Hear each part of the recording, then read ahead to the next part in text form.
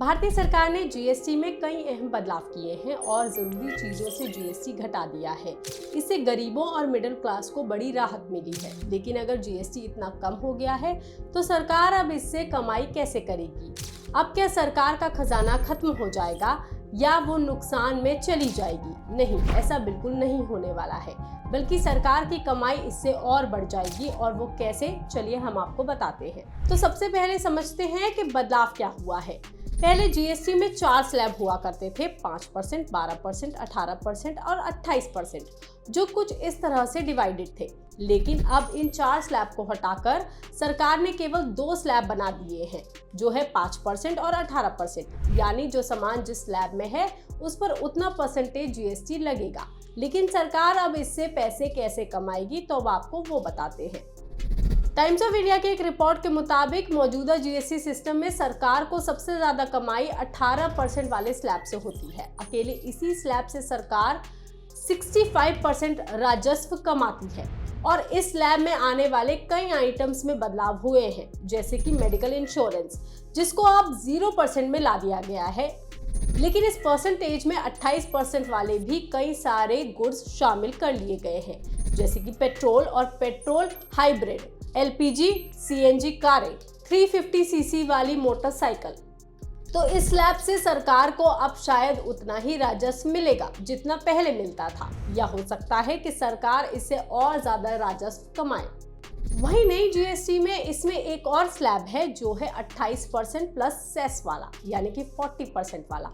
ये स्लैब उन प्रोडक्ट्स पर लागू होता है जिन्हें सरकार लग्जरी और हानिकारक सामान मानती है, जैसे कि सिगरेट, तंबाकू, गुटखा, पान मसाला और महंगी कारें। इन सब पर जीएसटी 28% तो है ही, लेकिन इसके ऊपर अतिरिक्त सेस लगाया जाता है, जिसकी वजह से इन प्रोडक्ट्स पर टैक्स का बोझ लगभग 40% या उससे भी ज्यादा हो जाता है। हालांकि अभी तक ये स्लैब लागू नहीं किया गया है, लेकिन जब से ये लागू होगा तो सिन गुड्स पर लगाया जाएगा, जिससे सरकार वो पैसा कमा लेगी जिसका नुकसान उसे बाकी चीजों में होगा। जी हाँ, क्योंकि सरकार ने कई चीजें जिन पर पहले 12% या 18% जीएसटी लगाया था, उसे घटाकर 5% या फिर 0% कर दिया है, जैसे कि दूध, दवाइयाँ, किताबें। और ये सभी जरूरी सामान के साथ हुआ है, तो अब ये लोगों को सस्ता मिलेगा। वही 0% वाले स्लैब को वैसे ही रखा गया है, बल्कि उसमें कुछ और चीजें जैसे कि मेडिकल इंश्योरेंस जैसी चीजें भी जोड़ दी गई हैं। इसके अलावा 5% और 12% स्लैब को मिलाकर आसान कर दिया गया है, यानी इनकी अब ज्यादातर चीजें 5% वाले स्लैब में शिफ्ट कर दी गई हैं। और ज्यादा महंगी चीजें जैसे कि एसी गाड़ी, बाइक पर जो 28% लगता था, उसे भी घटाकर 18% कर दिया गया है। इसको मैं आपको एक टेबल के जरिए समझाती हूँ। इंडियन एक्सप्रेस की एक रिपोर्ट के मुताबिक ये टेबल कुछ इस तरह से है। सबसे पहले डेली एसेंशियल्स की बात। हेयर ऑयल, शैम्पू, साबुन, टूथपेस्ट, टूथब्रश और शेविंग क्रीम पर टैक्स 18% से घटाकर 5% कर दिया गया है। वहीं मक्खन, घी, चीज और डेयरी प्रोडक्ट्स पर जीएसटी 12% से घटाकर अब सिर्फ 5% कर दिया गया है। हेल्थ केयर सेक्टर की बात करें तो इंडिविजुअल हेल्थ और लाइफ इंश्योरेंस पर लगने वाला 18% जीएसटी अब पूरी तरह से हटा दिया गया है, यानी कि अब उस पर टैक्स नहीं लगेगा। इसके अलावा चश्मों पर भी लगने वाला टैक्स 12% से घटाकर 5% कर दिया गया है। इसके बाद करते हैं एजुकेशन सेक्टर की बात। मैप्स, चार्ट्स, ग्लोब्स और एक्सरसाइज बुक्स, नोटबुक्स पर जो 12% टैक्स लगता था, वो पूरी तरह से खत्म कर दिया गया है। खेती किसानों को भी सरकार ने छूट दे दी है। ट्रैक्टर और बाकी चीजों पर जीएसटी 12% से घटाकर 5% कर दिया गया है।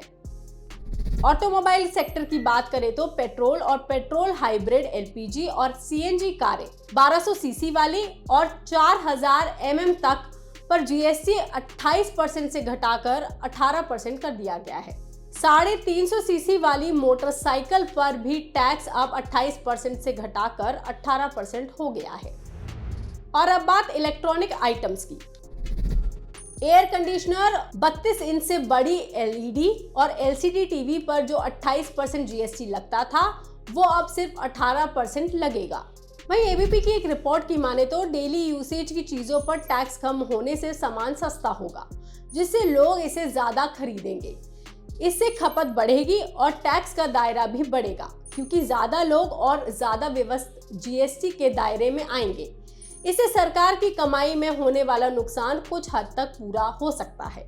इंडिया टुडे की एक रिपोर्ट के मुताबिक एक अनुमान लगाया जा रहा है कि सरकार को नया जीएसटी लागू होने के बाद करीब 40,000 करोड़ रुपए का सालाना रेवेन्यू का नुकसान हो सकता है।